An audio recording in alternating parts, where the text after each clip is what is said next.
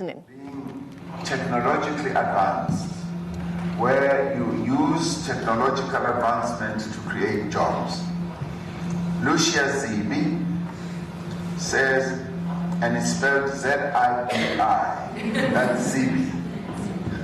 How did you get to be president? Wow, what a question. Lucia, clearly it's not easy to become president of a country of 57 million people. It comes about through hard work, through commitment, through demonstrating that you want to serve the people of South Africa and not yourself or your family or your friends. It comes about through adhering to good values and principles.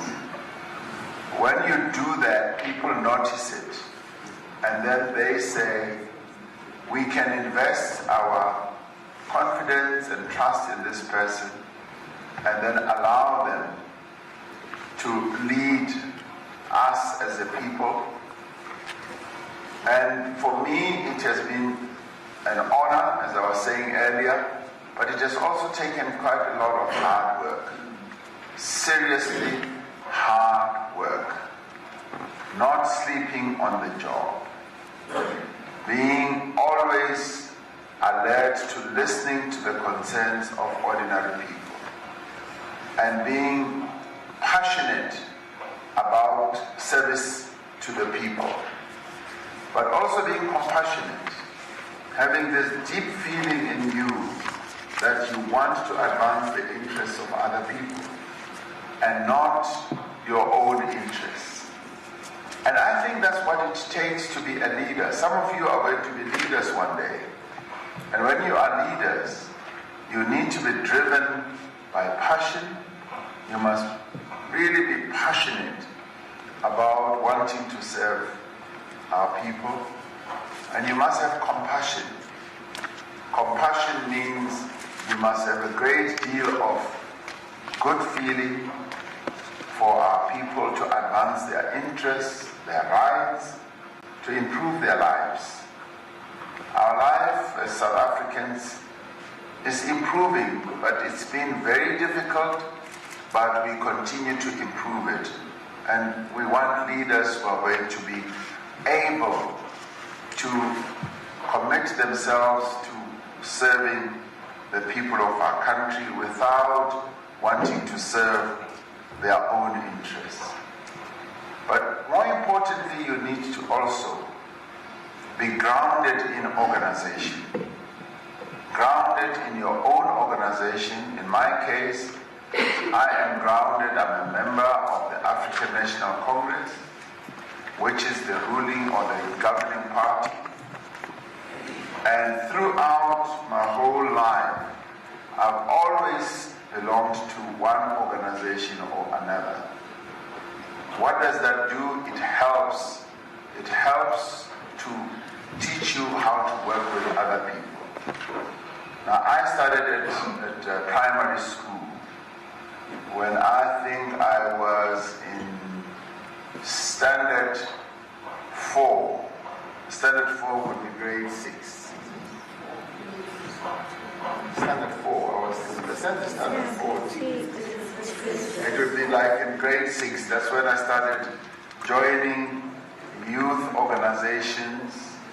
I started joining youth clubs, and I grew up in that type of situation. And at high school, I joined the student Christian movement, and then later I joined a student political organization, and later I joined the trade unions, later I joined the African National Congress. So working in organization teaches you a lot of things. Whatever organization it is, it can be, a dancing organization, it can be a reading organization, it can be whatever. As you grow up, that's what I encourage you to do. Find some clubs, find some association of some sorts and work together with others.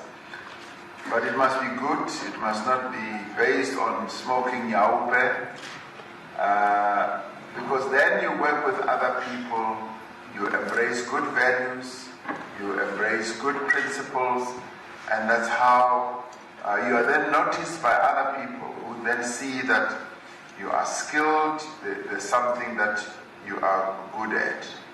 So, Lucia, that's how it got to happen for me. It was hard work, commitment, passion, compassion, and having a clear vision.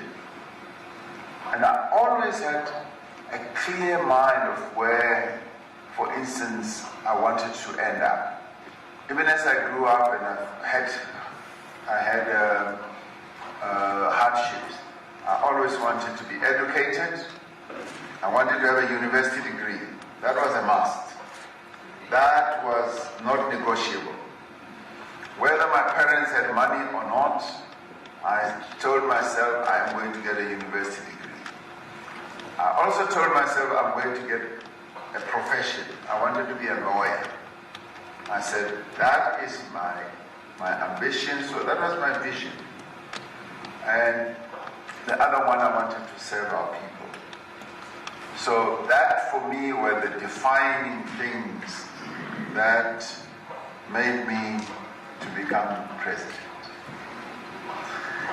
Dimpo, who is 13, how can we improve our schoolwork so that we can be successful? Wow, what a wonderful question. I like that question a lot. How can you improve your schoolwork? I mean, the best way of improving your schoolwork is to remain focused. To remain focused and make sure that you finish school. And I'm glad now that many young girls are now so committed to education. And you are focused. That's what you should be doing. But also work hard. Nothing ever comes easy in life.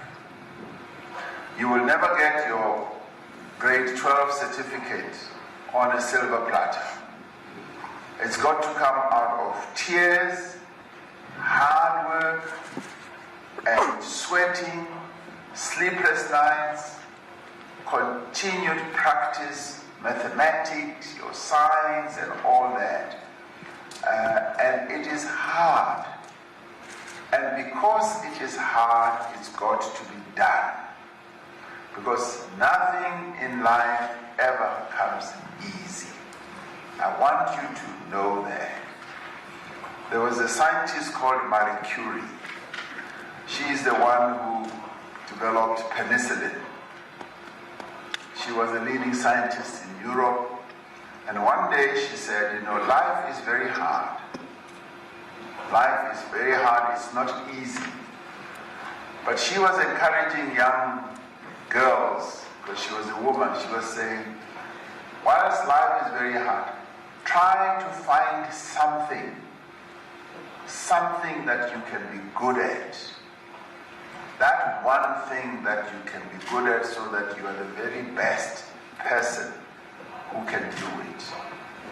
Because it is when you find that one thing that is good, that you can be good at, that you then distinguish yourself amongst many others. People then see that this person is really good at this thing.